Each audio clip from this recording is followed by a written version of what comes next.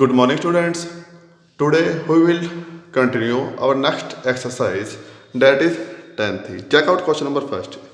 Yes बच्चों, जैसे 10th D में हमने सरकमफ्रेंस निकाला था, अब हम निकालेंगे एरिया ऑफ सर्कल पूरी एक्सरसाइज में।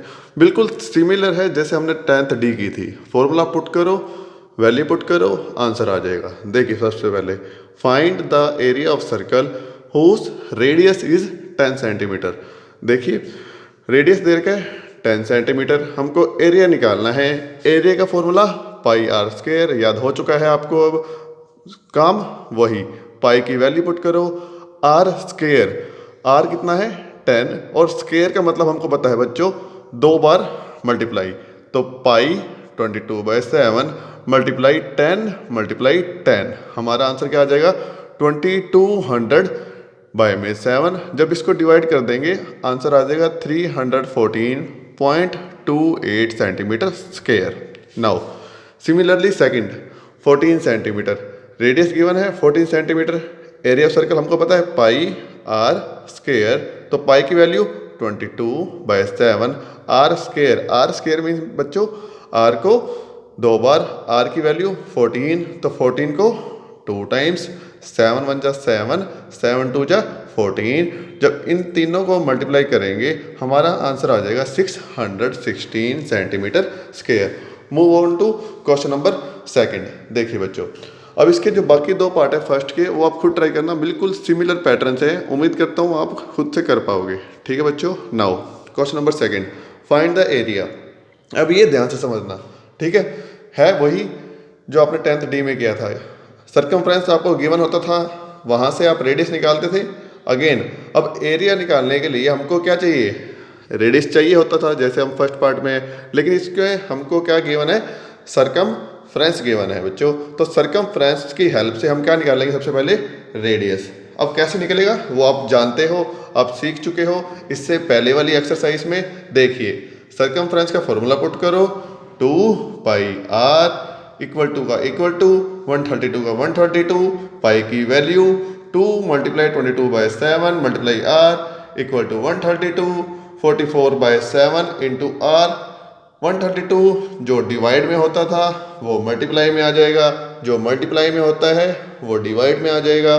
Are equal to 132 multiply 7 divide by 44, हमारा आंसर आ जाएगा आर की value 21 centimetre. Now area of circle कैसे होगा बच्चों, देखो आर आ चुका है जैसे फर्स्ट पार्ट में किया था। Area of circle pi are square, r की वैल्यू 21, 22/7 मल्टीप्लाई 21 मल्टीप्लाई 21, 7 1 जा 7, 7 3 जा 21। इन तीनों को मल्टीप्लाई करो, 22 को 3 से, फिर जो आंसर आएगा 21 से, आंसर आ जाएगा 1386 सेंटीमीटर स्क्वायर। देखो बच्चों 3 पार्ट थे, 2 मैंने कर दिए, एक आप जो बी पार्ट है खुद से ट्राई करना। ठीक है बच्चों। Now same circumference of circle is 176 centimetre. Circumference of circle का फॉर्मूला 2 पाई आर, पाई की वैल्यू पुट करो, आर का आर इक्वल टू 176 का 176, 2 multiply 22 44 multiply r equal to 176। यहाँ से आर 176 मल्टीप्लाई 7 डिवाइड बाई 44, 44 1 जा 44 4 जा, समझ आ गया। जब 4 को 7 से करोगे 28। अब आपको 44 को इससे सिंपली डिवाइड करना है। ठीक है, समझ आ गया नहीं आ गया। Now area of circle, r की वैल्यू 28 आ चुकी है। Area of circle will be pi are square 22/7 multiply 28 multiply 28, 7 1 जा 7, 7 4 जा 28। इन तीनों को मल्टीप्लाई करो, answer 2464 centimetre square. Now move on to question number third. देखिए बच्चों क्वेश्चन नंबर थर्ड इस फिगर से समझाता हूँ। क्या है, एक वाटर स्प्रिंकलर है। सपोज यहाँ पे जहाँ डॉट दिख रही है आपको, यहाँ वाटर स्प्रिंकलर है। तो क्या है, ये पानी स्प्रे कर रहा है, तो आप देख रहे हो पानी स्प्रे। तो पानी स्प्रे अगर खेतों में आपने देखा होगा या किसी गार्डन में देखा होगा, तो वो क्या बना लेते हैं, जहाँ जहाँ पानी जाता है वहाँ सर्कल बना देते हैं। ठीक है, तो हमने यही बताना है कि area of circle, area of that field, जहाँ पानी गिरा है कितने एरिया पे गिरा है। अब हमको ये बताए कि ये शेप क्या बनाएगा सर्कल की, तो जो वाटर स्प्रिंकल स्प्रे वाटर हमको ये 315 सेंटीमीटर गिवन है, वो काम क्या करेगा हमारे रेडियस का। तो 315 centimetre will be act as a radius. Just we have to calculate the area. क्या निकालना है बच्चों, हमको सिर्फ और सिर्फ एरिया निकालना है।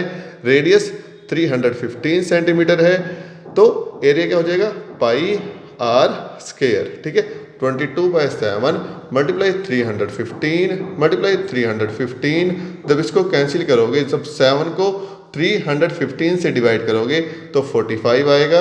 अगेन 22 को 45 से तीनों को मल्टीप्लाई करो, आंसर आ जाएगा 311,850 सेंटीमीटर स्क्वायर। आई होप आपको समझ आ गया होगा। Now move on to question number 4, most important question. देखो बच्चों कैसे होगा ये। Side of square equal to 20 centimetre. अब क्वेश्चन समझाता हूँ। सबसे पहले देखिए फिगर पे, ये देखिए ये फिगर है हमारे पास बच्चों। अब इसमें क्या कह रहा है, एक लॉन है जो कि स्क्वायर शेप का है। तो 20 सेंटीमीटर 20 सेंटीमीटर 20 20, चारों साइड स्क्वायर की क्या होती है इक्वल। तो उसके सेंटर पे क्या है, हॉर्स टाइड है। ठीक है, घोड़ा टाइड है। तो वो क्या कर रहा है, घास खा रहा है। अब घास कहाँ खाएगा वो, अपने एरिया के अराउंड। ठीक है, तो यहाँ पे सपोज अगर वो टाइड है तो ये जो लेंथ ऑफ रोप होगी जो 7 सेंटीमीटर है, वो काम करेगी एरिया ऑफ सर्कल का। तो वो कहाँ कहाँ घास खा पाएगा अपने सर्कल के अराउंड। समझ आ गया नहीं आ गया। तो हमको इसमें 2 क्वेश्चन पूछे हुए हैं कि जो घोड़ा सेंटर पे टाइड है वो कितनी घास खा पाएगा, जितना वो इस एरिया के अंदर आ रहा है। समझ आ गया फर्स्ट पार्ट। सेकंड पार्ट पूछा हुआ है कि कितना एरिया रिमेनिंग जो नहीं खा पाया, वो कौन सा है, जो आप लाइनिंग से देख रहे हो। समझ आ गया क्वेश्चन क्या था। अब आप ये समझ चुके हो कि हम 10th सी में कि जब हमको ये शेडेड पार्ट निकालना होता है तो हम कैसे निकालते हैं, बड़े वाले एरिया में से अंदर वाले एरिया को माइनस करके। अब बड़े वाला एरिया किस शेप का है, स्क्वायर का। अंदर वाला जो फिगर है किस शेप की है, सर्कल की। तो हम क्या करेंगे, पहले बड़े वाले का मीन्स स्क्वायर का एरिया निकालेंगे, फिर अंदर वाले का एरिया निकालेंगे, फिर दोनों को माइनस कर देंगे। देखिए side of square equal to 20 centimetre, area of square कितना हो जाएगा 20 multiply 20, that will be 400 centimetre square. तो पूरा लॉन का एरिया कितना आ गया 400 सेंटीमीटर स्क्वायर। अब हम निकाल रहे हैं फर्स्ट पार्ट जिसमें पूछा होता कि जो घोड़ा है कितनी घास खा पाएगा। तो length of rope act as a radius, radius का काम करेगी वो। कितना है वो 7 centimetre. Area of lawn which horse can graze, जो घोड़ा खाएगा घास, क्या एरिया होगा पाई आर स्क्वायर। तो 22/7 मल्टीप्लाई 7 2 टाइम्स 7 मल्टीप्लाई 7, 7 से 7 विल कैंसिल आउट। जब 22 को 7 से करेंगे 154 सेंटीमीटर स्क्वायर हमारा आंसर। सेकंड पार्ट के लिए जैसे बताया था अनग्रेज एरिया और रिमेनिंग एरिया, तो हम कैसे निकालते थे, इसको A1 मानो जो फर्स्ट आया था, इसको A2 मानो। तो आंसर क्या हो जाएगा A1 minus A2, that will be 400 minus 154 246 centimetre square. ठीक है बच्चों। Now move on to question number 5। Question number 5 देखो बच्चे क्या गिवन है, पहले ये फिगर देखिए। फिगर से आपको आइडिया होगा इसमें गिवन क्या है। देखो बच्चों हमको एक सर्कल गिवन है, किसका, फ्लावर बेड का। और फ्लावर बेड के बाहर एक सर्कुलर पाथ है, समझ आ गया, जिसका दोनों को हमको सरकमफ्रेंस गिवन है। ठीक है, फ्लावर बेड का सरकमफ्रेंस है 88, सर्कुलर पाथ का सरकमफ्रेंस है 132। तो हमको निकालना क्या है, एक तो हमको ये चीज़ निकालनी है, समझा, विड्थ ऑफ रोड। ये R1 मान लो, ये R2 मान लो, हमको क्या निकालना है ये चीज़। समझ आ गया। मीन्स अगर ये सपोज ये पूरी 10 है, ये 5 है, तो ये कितनी बचेगी 10 माइनस 5 5। ये अगर 20 मानो, ये 5 मानो, तो ये कितनी बचेगी 20 माइनस 5, डेट विल बी 15। तो मीन्स अगर आपको समझ आ चुका है तो हमको सबसे पहले क्या निकालना होगा, R1 निकालना होगा, R2 निकालना होगा। समझ आ गया। फर्स्ट पार्ट के लिए देखिए अब circumference of flower bed given है 88, तो हम इसका R1 मान लिया है रेडियस, तो हम क्या निकालेंगे यहाँ से 2 pi R1, that will be 88 centimetre. Again R1 आप निकालना सीख चुके हो। सारी वैल्यू पुट करने के बाद R1 की वैल्यू कितनी आ जाएगी 14 सेंटीमीटर। सिमिलरली हम निकालेंगे, R1 निकल गया 14, R2 निकालेंगे। सिमिलरली हमको सर्कमफ्रेंस गिवन है 132 सेंटीमीटर। अगेन यहाँ से निकलेगा R2, जैसे हम पहले क्वेश्चन से भी निकाल चुके हैं। सोल्व करने के बाद R2 की वैल्यू कितनी आ जाएगी बच्चों? 21 सेंटीमीटर।